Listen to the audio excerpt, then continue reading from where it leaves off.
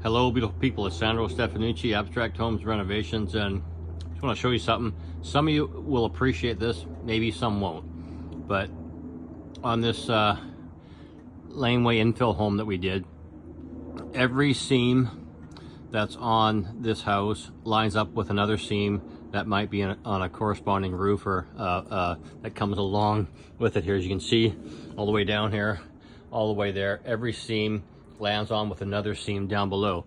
Might seem like a minor detail, but it takes a lot of work calculating panel sizes, and you might have a panel that might be even half an inch different up top because of the spacing. But again, I thought that some of you would appreciate that. Take care.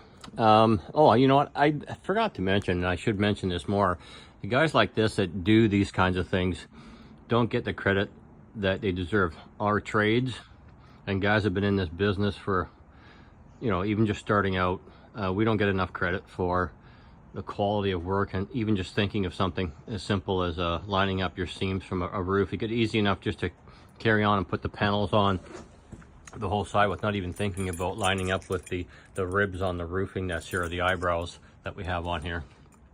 Anyways, take care guys, talk to you soon.